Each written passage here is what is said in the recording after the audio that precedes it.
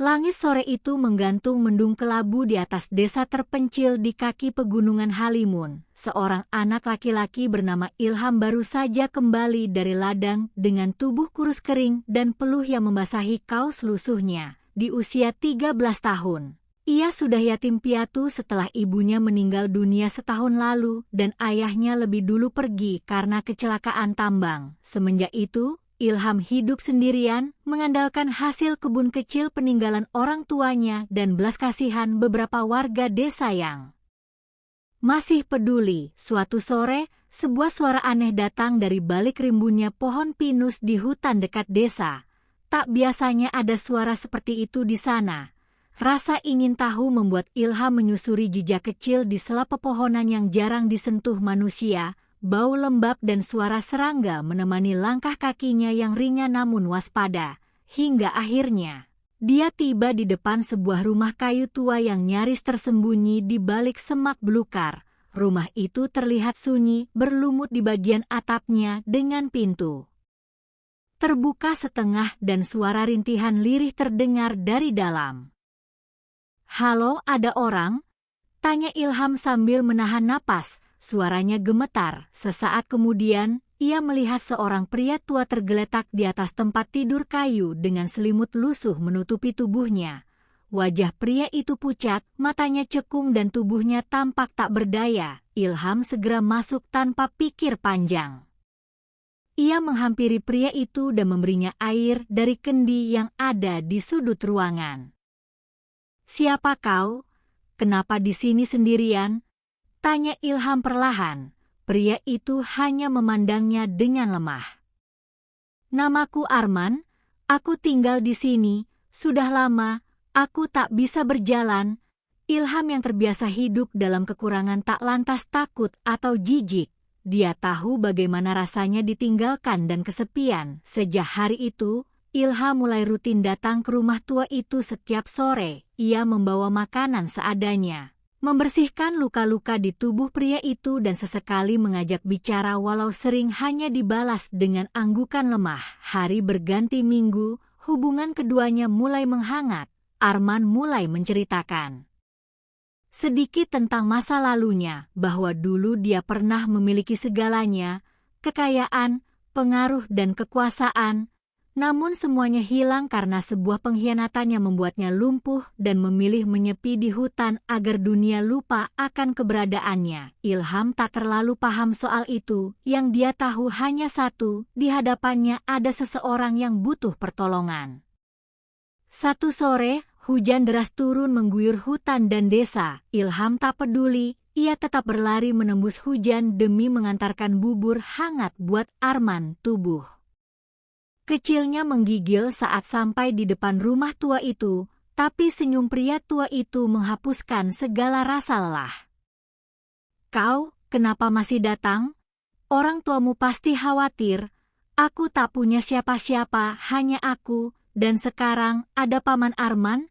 Jawaban polos itu membuat mata pria tua itu berkaca-kaca. Sejak hari itu, ada kehangatan baru di rumah tua di tengah hutan itu. Tak hanya makanan atau perawatan, tapi harapan yang mulai tumbuh kembali. Di luar sana, hutan tetap sunyi, namun di dalam rumah kayu itu, ada dua jiwa yang saling mengisi kekosongan hidup mereka. Satu karena kehilangan, dan satunya lagi karena ditinggalkan oleh dunia.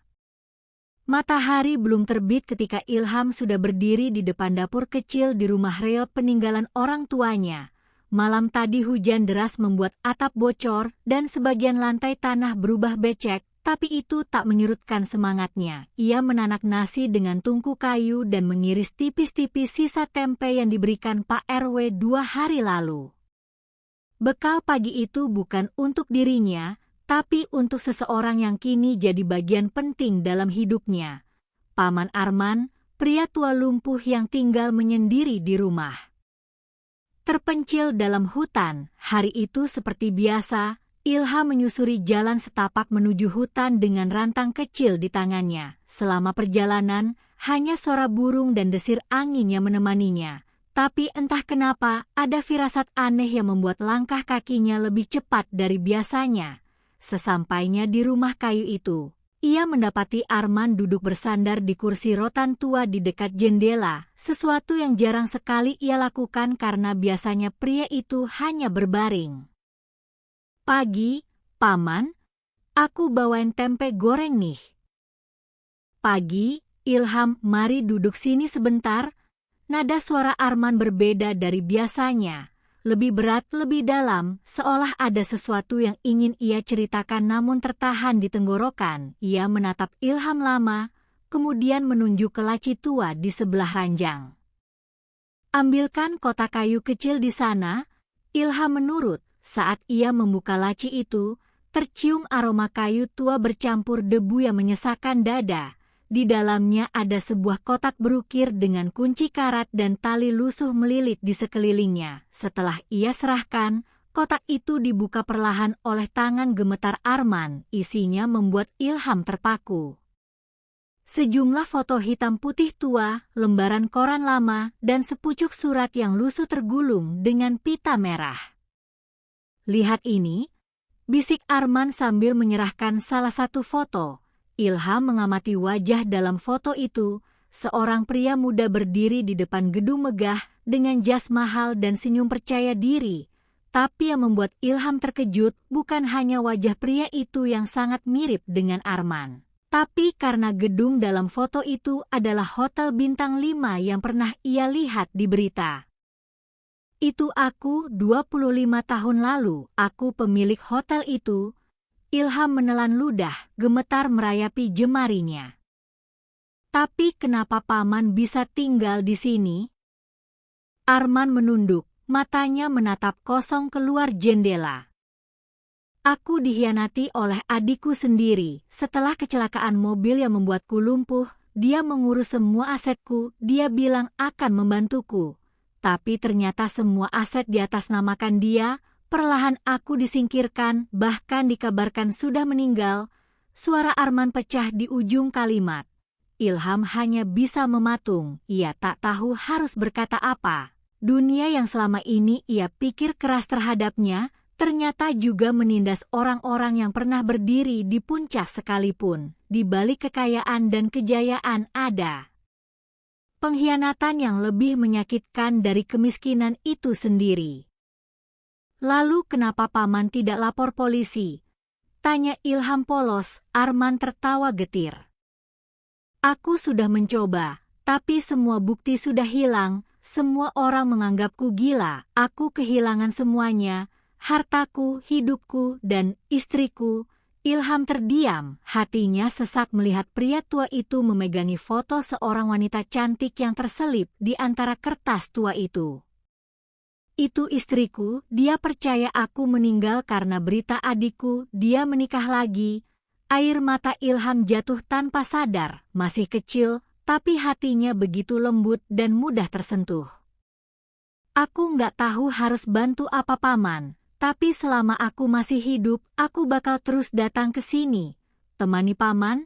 Kalimat itu menghujam jantung Arman lebih dari apapun. Seseorang yang tak memiliki apapun, tapi mampu memberikan segalanya. Di dunia yang semakin gila, hanya hati anak yatim itu yang membuatnya percaya bahwa harapan belum sepenuhnya mati.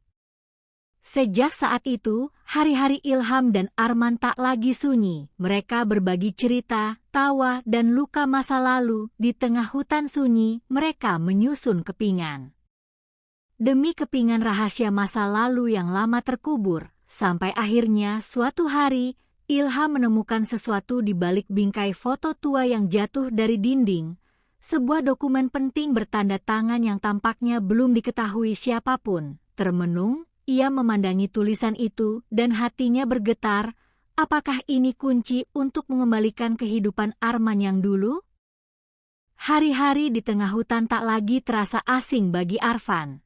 Kini setiap langkahnya menuju gubuk milik Tuan Brahma terasa seperti ziarah batin. Di sanalah ia merasa dibutuhkan, dipandang penting, meski hanya sekadar menyuapi atau membersihkan tubuh seorang pria tua yang kaku dan tak bisa bicara. Seiring waktu, mereka saling berbicara dalam diam. Terkadang cukup dengan tatapan mata, seutas senyuman kecil dari Brahma yang perlahan mulai tumbuh kembali di wajahnya yang lelah membuat hati Arfan hangat lebih hangat dari pelukan dunia yang pernah ia kenal. Malam itu, hujan turun deras mengguyur atap seng dan dedaunan. Tuan Brahma terseduh dalam tidurnya. Bibirnya bergerak menyebut sebuah nama. Zehra, Zehra, jangan tinggalkan aku. Arfan terjaga, menatap tubuh renta itu yang menggigil seperti bayi. Ya Allah, gumamnya, dia mimpi buruk. Atau itu potongan masa lalunya yang kembali hadir.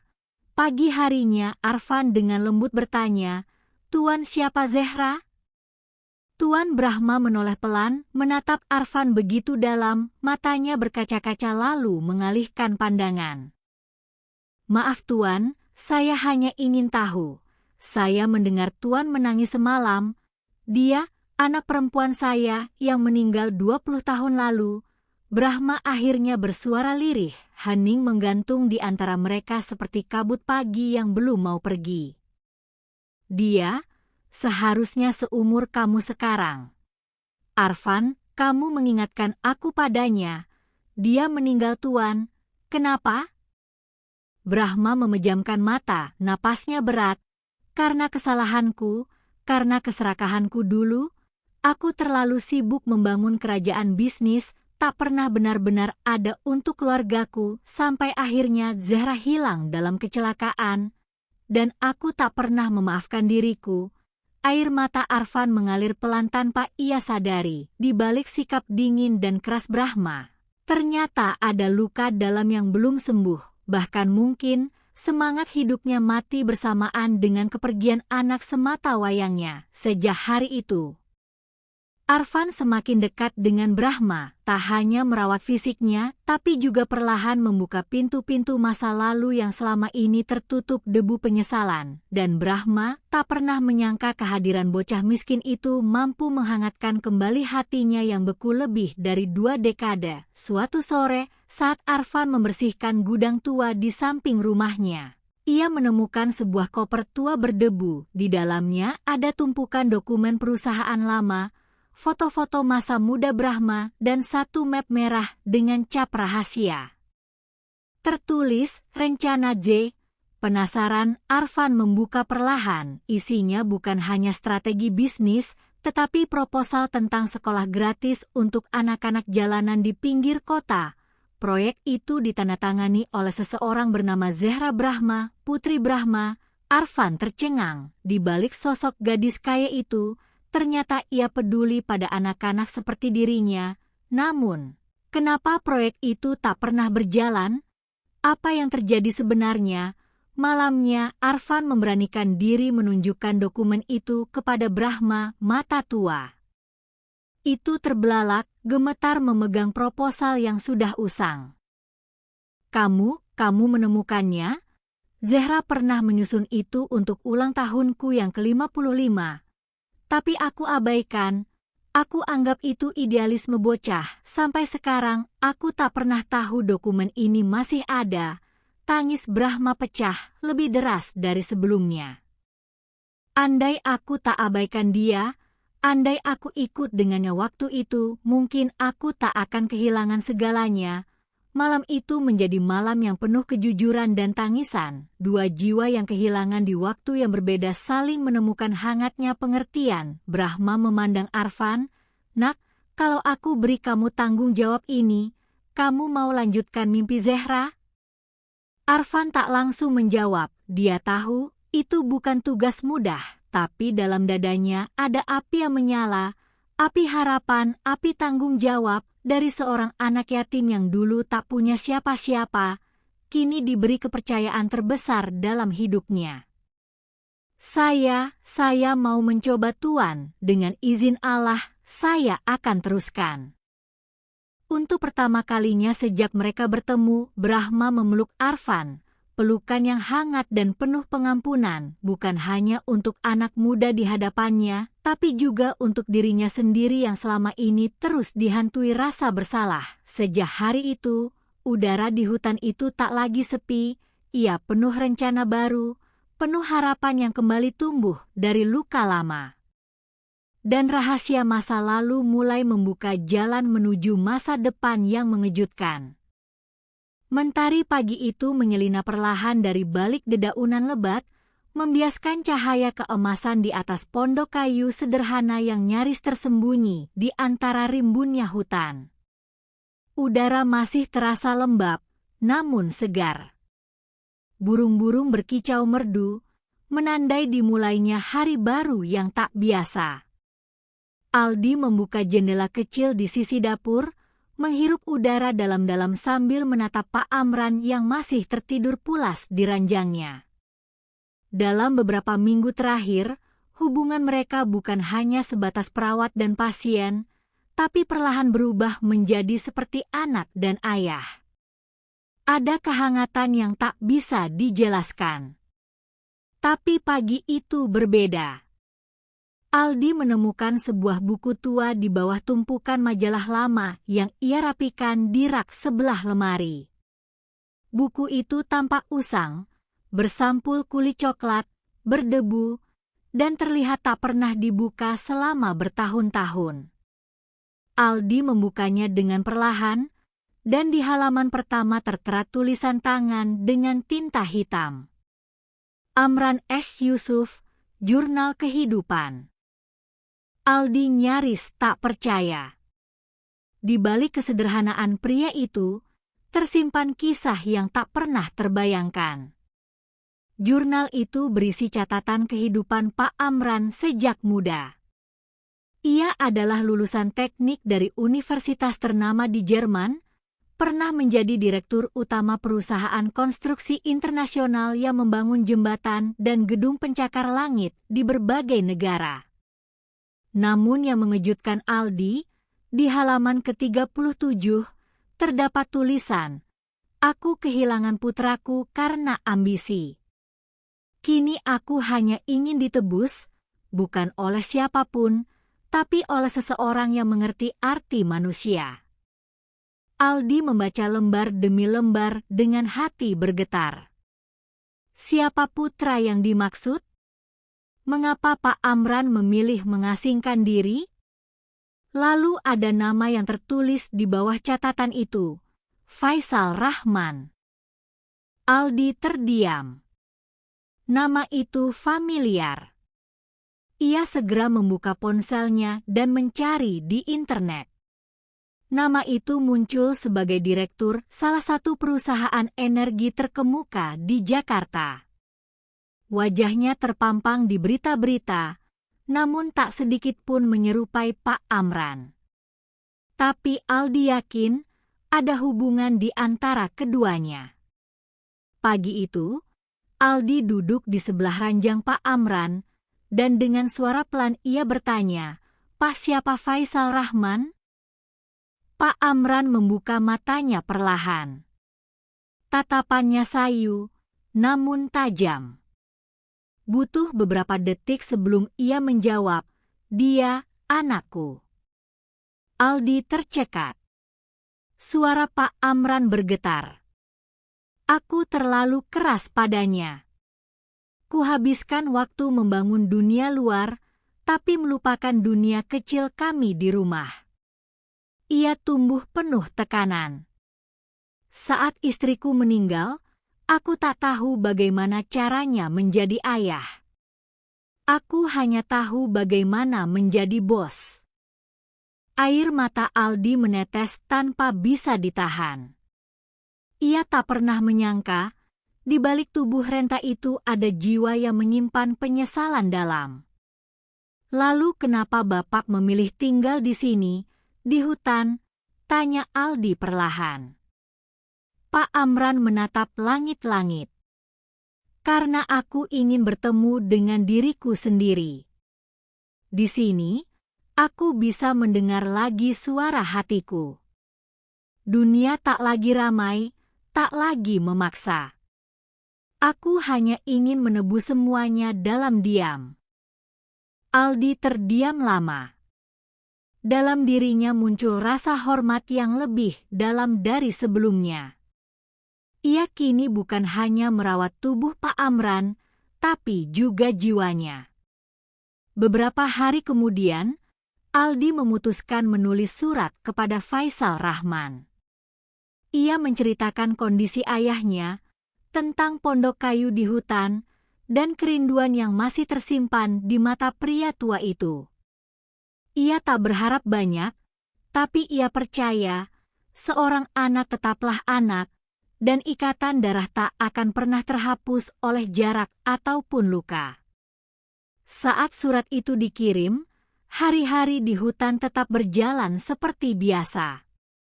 Aldi dan Pak Amran memasak bersama, membersihkan halaman, mendengarkan radio tua sambil menyesap kopi.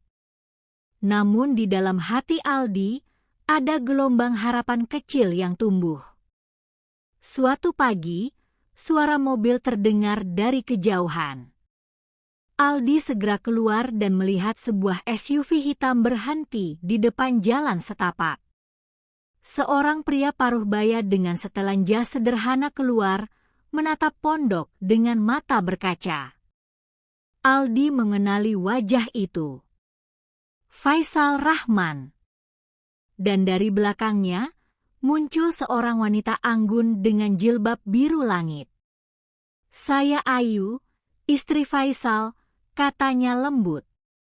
Pertemuan itu begitu hening namun penuh makna. Faisal berdiri kaku di ambang pintu, sementara Pak Amran terdiam melihat putranya berdiri beberapa meter di depannya. Tak ada kata, hanya mata yang berbicara. Tangis pecah tanpa suara. Aldi mundur perlahan, membiarkan mereka berbicara dengan hati. Dunia seakan berhenti, menyaksikan dua jiwa yang pernah terpisah kini menyatu kembali oleh luka yang sama. Malam itu, mereka duduk bertiga di depan perapian. Ayu membuatkan teh hangat, sementara Faisal perlahan memeluk ayahnya. "Aku minta maaf, Pak," katanya pelan. Dan jawaban Pak Amran hanya satu, "Terima kasih sudah datang." Aldi menatap mereka dengan mata basah. Ia tahu, hidup telah menuntunnya ke tempat ini bukan tanpa alasan. Bukan hanya untuk merawat seorang pria tua, tapi untuk menjadi saksi bahwa cinta sejati selalu menemukan jalannya. Pagi itu tak seperti biasanya. Udara hutan lebih dingin dari biasanya, dan kabut menyelimuti seluruh rumah kayu milik Tuan Gerard. Rafa bangun lebih awal, menggigil karena semalaman ia bermimpi tentang ibunya. Senyum ibunya yang lembut terbayang begitu nyata. Ia duduk di tepi ranjang, meremas foto lama ibunya yang selalu ia simpan di bawah bantal. Air matanya menetes pelan. Sementara itu, Tuan Gerard menatap keluar jendela dari kursi rodanya. Ia mendengar Rafa menangis pelan tapi memilih diam. Beberapa minggu terakhir, pria tua itu merasakan perubahan yang sangat besar dalam hidupnya. Rafa yang polos, sabar, dan penuh kasih telah membuatnya mulai merasakan kembali arti hidup. Luka masa lalu yang lama terkubur perlahan terbuka kembali, dan itu menyakitkan.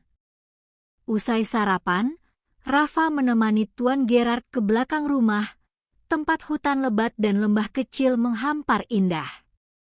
Di sana, Rafa membantu Tuan Gerard berlatih sedikit berjalan menggunakan alat bantu. Beberapa langkah pertama begitu sulit, namun Rafa terus menyemangatinya. "Bapak bisa." "Saya yakin Bapak pasti bisa," kata Rafa, menggenggam erat tangan pria tua itu. Tuan Gerard terdiam, dadanya sesak. Ia menatap mata Rafa lama, lalu berkata dengan suara lirih, "Kenapa kamu begitu baik padaku, Nak? Aku ini bukan siapa-siapa untukmu." Rafa hanya tersenyum.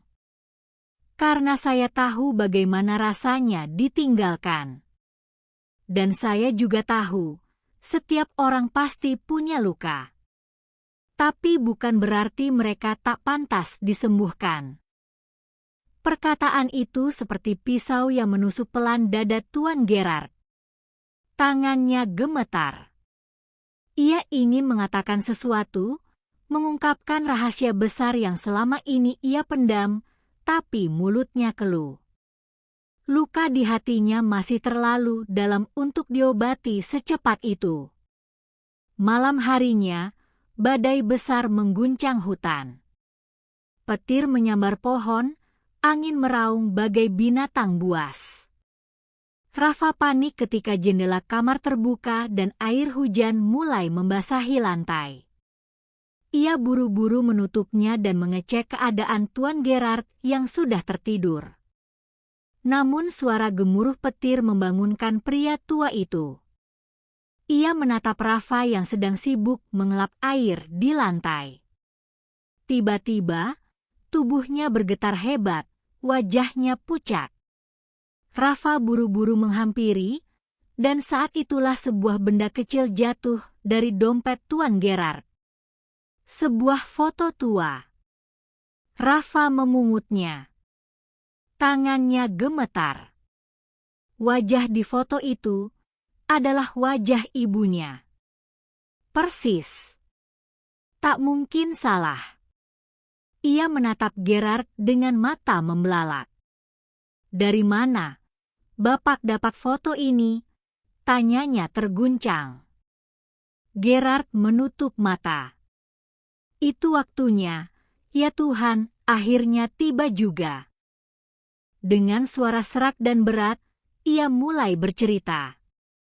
Tentang masa mudanya di Indonesia, tentang wanita sederhana yang ia cintai namun ia tinggalkan karena desakan keluarganya. Tentang kesalahannya yang ia sesali sepanjang hidup. Wanita itu adalah Ibu Rafa. Rafa terdiam. Dunia seakan runtuh. Seluruh hidupnya ia bertanya siapa ayahnya, mengapa ibunya selalu menangis saat melihat langit malam. Dan kini, pria yang ia rawat, yang ia anggap seperti keluarga, ternyata. Aku, ayahmu, Rafa, lirih Gerard, dengan air mata jatuh dari pipinya. Rafa mundur pelan. Ia tak tahu harus bahagia atau marah. Tubuhnya lemas, lututnya goyah. Tapi ketika ia melihat wajah pria tua itu, penuh penyesalan, penuh luka, ia sadar bahwa hatinya tak dipenuhi kebencian. Ia hanya butuh kejujuran. Dan kini, itu telah ia dapatkan. Hari itu hujan turun perlahan, membasahi rumputan dan atap rumah kayu di tengah hutan. Alam seakan ikut menangisi kisah yang baru saja mencapai titik tertingginya. Dira berdiri diam di depan makam tua yang baru saja digali 2 hari lalu. Di bawah batu itu, terbaring seorang pria yang selama ini dikenal dunia sebagai sosok misterius, namun bagi Dira, ia adalah segalanya. Semenjak pemakaman itu, dunia media sosial gempar. Video yang memperlihatkan Dira merawat seorang pria lumpuh di tengah hutan mendadak viral. Ribuan komentar memenuhi setiap platform. Mereka menyebut Dira sebagai anak yatim malaikat yang tanpa pamrih merawat seseorang tanpa tahu siapa dia sebenarnya.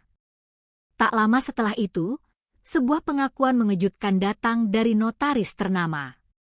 Di hadapan publik, ia menunjukkan surat wasiat sah yang ditandatangani almarhum miliuner, menyebut Dira sebagai ahli waris tunggal dari semua kekayaannya. Kantor pusat perusahaan global yang selama ini diam, akhirnya membuka diri kepada media.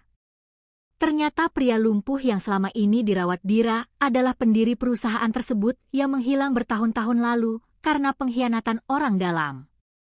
Ia memilih mengasingkan diri, melarikan diri dari kehidupan duniawi dan uang yang membuatnya muak.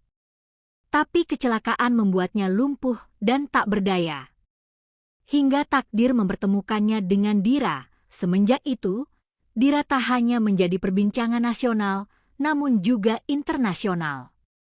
Ia bukan hanya mewarisi kekayaan besar, tapi juga warisan kebijakan dari pendiri perusahaan untuk membangun bisnis dengan hati, bukan hanya logika. Dira yang polos, sederhana, dan berhati tulus, kini memimpin perusahaan besar. Tapi ia tak mengubah hidupnya terlalu jauh. Rumah kayu di hutan tetap ia rawat. Setiap minggu ia menginjakan kaki ke sana, menyiram bunga dan duduk di kursi rotan yang biasa ia duduki bersama pria itu. Di suatu pagi yang cerah, Dira menghadiri sebuah forum pemuda dunia. Ia bercerita tentang bagaimana kasih sayang, ketulusan, dan kejujuran bisa menjadi fondasi perubahan. Ia tak malu mengaku sebagai anak yatim piatu yang tumbuh di panti, mencuci piring, hingga mengais sisa makanan. Tapi ia bangga karena di tengah kehampaan, ia tak pernah membiarkan hatinya membatu, sorak-sorai memenuhi ruangan. Bahkan banyak CEO dunia meneteskan air mata saat mendengar kisahnya. Seorang wartawan bertanya, "Apa yang membuatmu mau merawat seorang laki asing lumpuh di hutan saat kamu sendiri tak punya apa-apa?" Dira tersenyum dan menjawab pelan, "Karena saat itu, aku tidak melihat siapa dia. Aku hanya melihat seseorang yang membutuhkan pertolongan. Aku tahu rasanya menjadi tak berarti, dan aku tak ingin ada orang lain merasakannya." Kisah Dira pun dijadikan buku, bahkan difilmkan oleh rumah produksi ternama. Tapi Dira tetap Dira. Meski kini tinggal di rumah mewah, ia masih mengajar anak-anak panti, membawakan makanan sendiri untuk mereka, dan menyebut mereka sebagai keluarga yang tak pernah melupakannya. Hingga suatu malam, ia duduk di beranda rumah hutan, menatap langit penuh bintang. Ia mengusap bingkai foto lusuh yang memperlihatkan dirinya tersenyum lebar bersama pria lumpuh itu. "Terima kasih, Ayah," bisiknya lirih. "Terima kasih sudah memilihku." Angin malam mengusap wajahnya perlahan. Dari dalam rumah, suara serangga malam terdengar bersahutan. Dira memejamkan mata sejenak. Bukan untuk melupakan, tapi untuk mengenang. Karena terkadang, keluarga bukan tentang darah, tapi tentang mereka yang memilih mencintaimu, meski tak harus mengenalmu.